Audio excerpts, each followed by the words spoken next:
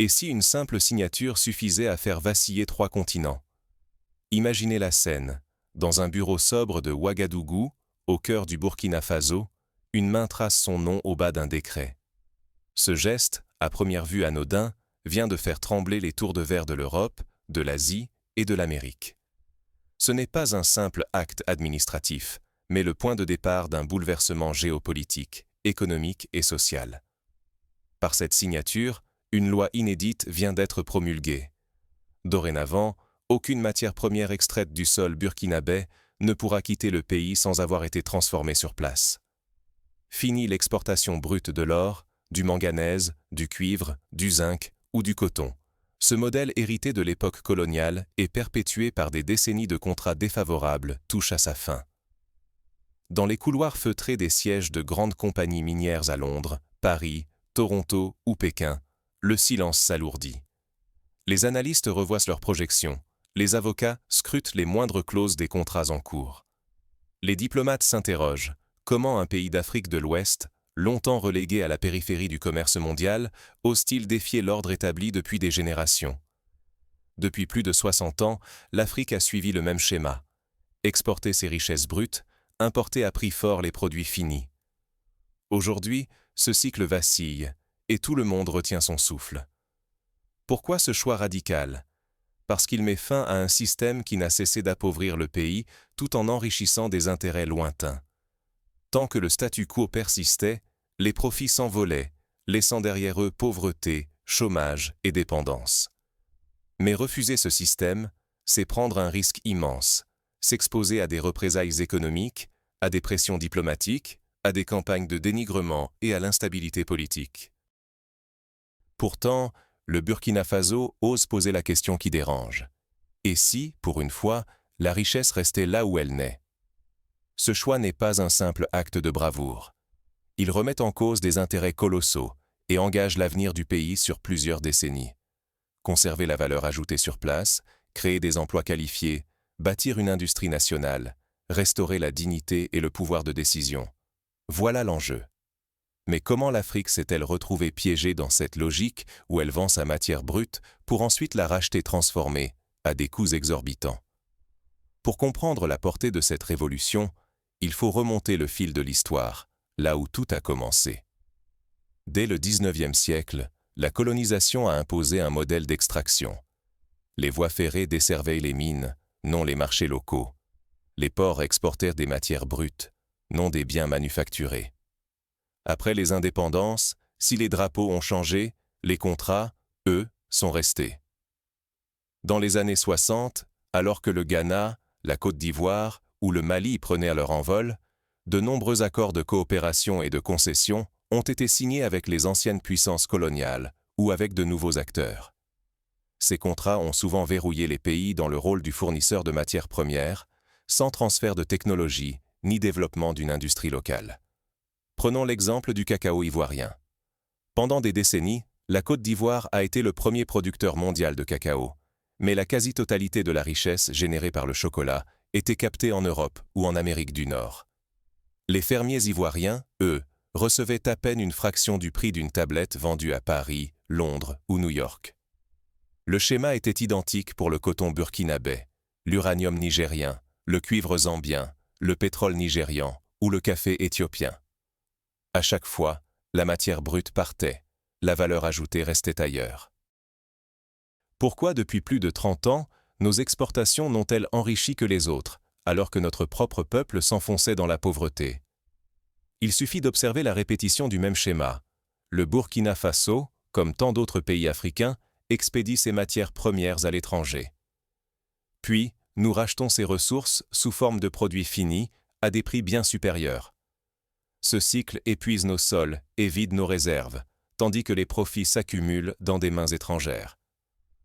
Un rapport de la Banque mondiale, publié il y a une dizaine d'années, montrait que pour chaque dollar gagné par l'exportation de matières brutes depuis l'Afrique de l'Ouest, 4 dollars étaient réalisés par les entreprises étrangères lors de la transformation et de la commercialisation à l'international.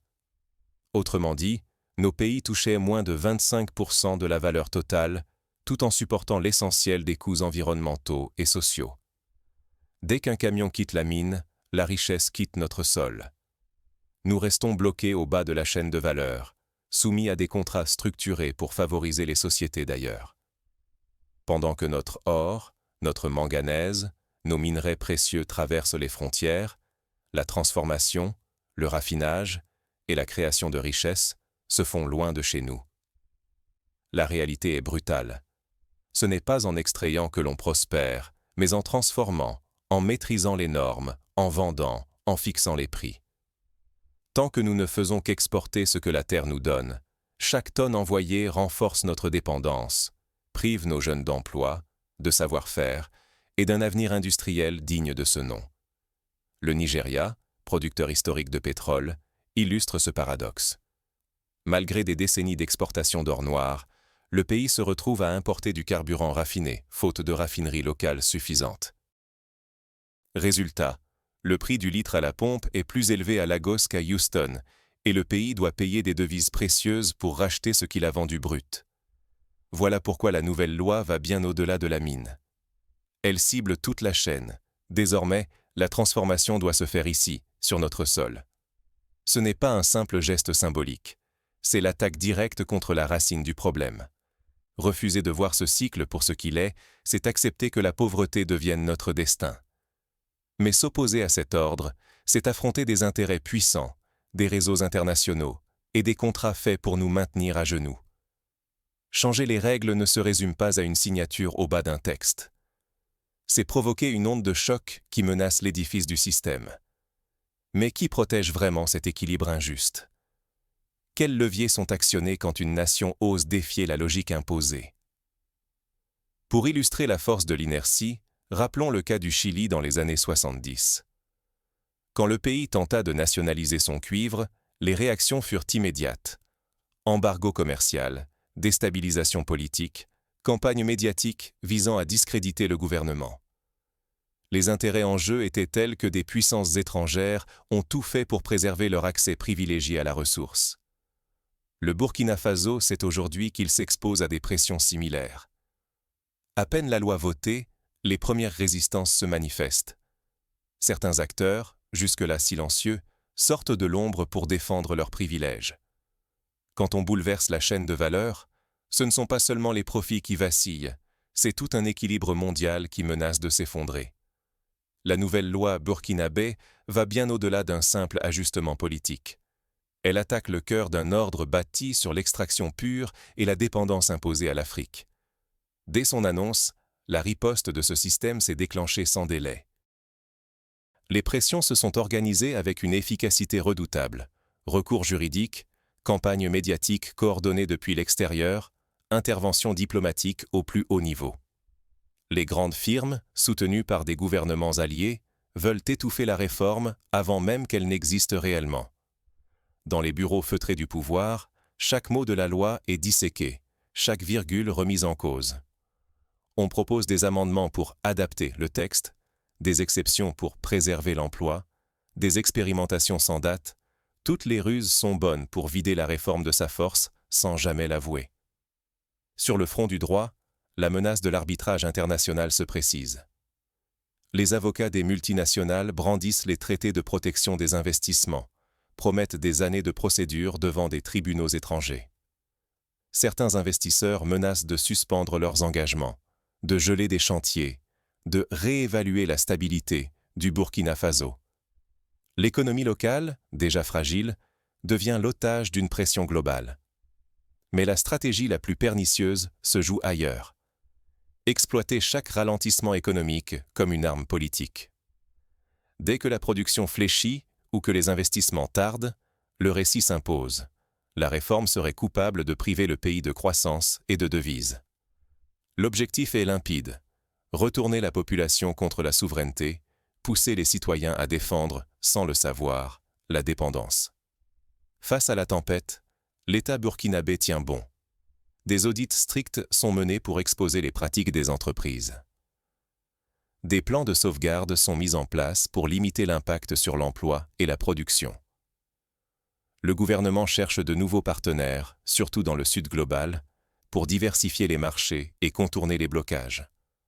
La transparence devient un bouclier. Chaque négociation, chaque manœuvre des multinationales est portée à la lumière du public. Le combat s'étend jusqu'à la sphère médiatique. Les grands médias internationaux dépeignent la réforme comme un saut dans le vide, un délire nationaliste.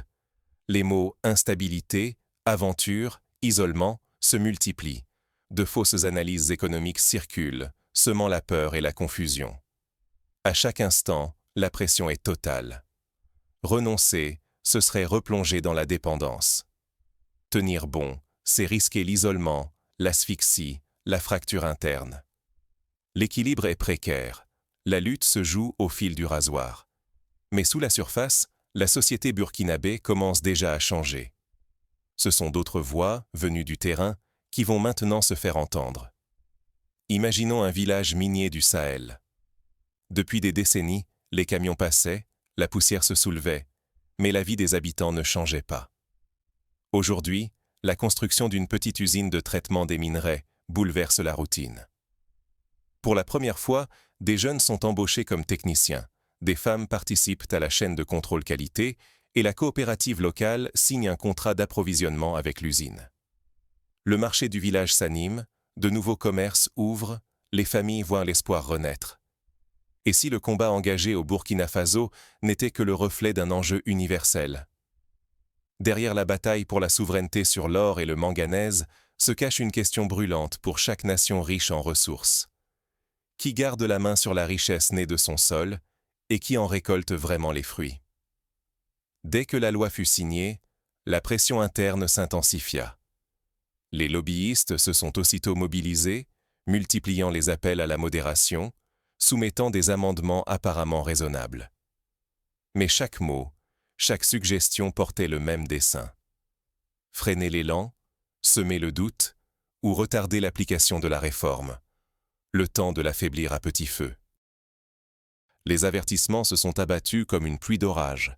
Instabilité, risques économiques, fuite des capitaux. Leur véritable objectif était de fissurer la détermination collective, de réintroduire la peur et d'ouvrir la porte à un compromis fatal. C'est là que surgit le véritable danger, la tentation du demi-tour. Il suffirait d'un répit, d'une négociation mal ficelée, d'une exception arrachée dans l'ombre pour que la loi perde toute sa force. Le vieux cycle de dépendance, prêt à reprendre sa place, menace alors toute une génération. Pour résister, l'État n'a pas seulement édicté la loi, il a bâti des remparts solides. Des dispositifs de sauvegarde protègent désormais les travailleurs. Reconversion professionnelle, soutien financier, accompagnement social pour les familles. Les communautés minières, longtemps reléguées à la marge, reçoivent enfin un appui concret pour s'adapter à ce nouveau modèle. En parallèle, le gouvernement accélère la transformation sur le terrain. Partout émergent des centres de formation technique, où des jeunes burkinabés apprennent les métiers du raffinage et de la gestion industrielle. Les premières raffineries modulaires surgissent, preuve vivante d'une volonté de bâtir, pas seulement de proclamer. Le Maroc, dans le secteur du phosphate, a montré la voie de la transformation locale. En investissant dans la chimie et les engrais, le pays a multiplié par 5 la valeur de ses exportations, créant des milliers d'emplois et une expertise reconnue mondialement. Le Burkina Faso peut s'inspirer de ces succès pour adapter ses propres politiques industrielles. Peu à peu, la question du contrôle des ressources dépasse le Burkina Faso. L'opinion publique régionale et internationale s'en empare, remettant frontalement en cause la vieille règle. Exporter brut, importer cher. Désormais, la vraie valeur, celle qui se crée localement, devient l'objet d'un débat mondial. Ce bouleversement traverse aussi les foyers. Amadou, ouvrier depuis toujours dans les mines, voit son fils devenir ingénieur dans une usine de transformation érigée près de chez eux. Entre eux, tout un dilemme. Faut-il accepter la fatalité ou croire qu'un pays peut se réinventer? Leur histoire symbolise le choix auquel est confrontée la nation entière. Relâcher la pression aujourd'hui, ce serait condamner les enfants d'Amadou à revivre le même cercle de dépendance. Mais tenir bon, malgré la tempête, c'est offrir à toute une génération la chance de choisir enfin son avenir, avec dignité, compétence et espoir. Mais la route reste semée d'embûches. Face à la résistance des puissances étrangères, Une nouvelle bataille se profile. Transformer une loi en cap national. Comment empêcher que la souveraineté ne reste qu'un mot? C'est ici que tout bascule. Écrire une loi, c'est entr'ouvrir une porte. La refermer sur des décennies de dépendance exige beaucoup plus qu'un texte officiel. Pour rendre cette révolution irréversible, il faut bâtir une politique industrielle souveraine, fondée sur la transparence, des engagements concrets et des résultats visibles. Première règle, la visibilité totale. Chaque phase de la réforme, chaque échéance, chaque franc investi ou emploi créé doit être publié et expliqué. Plus aucune décision ne doit être prise dans l'ombre. La transparence n'est pas un luxe. C'est le premier rempart contre les retours en arrière et les compromis cachés. Les citoyens, les travailleurs, les communautés doivent pouvoir suivre, comprendre et juger les progrès réels, étape par étape. Il faut aussi instaurer un système de sanctions réelles. Tout retard non justifié, toute tentative de détournement, doit être sanctionné sans hésitation. Cela implique des audits fréquents, des contrôles indépendants et la publication systématique des résultats. On ne protège pas un projet national par des promesses. On le rend invulnérable par la rigueur et la surveillance permanente. L'obligation de résultats mesurables est impérative. Fini les déclarations sans échéance. Chaque usine qui doit ouvrir, chaque centre de formation, chaque tonne de matières premières transformée localement doit être vérifiable, chiffrée, intégrée à un calendrier public.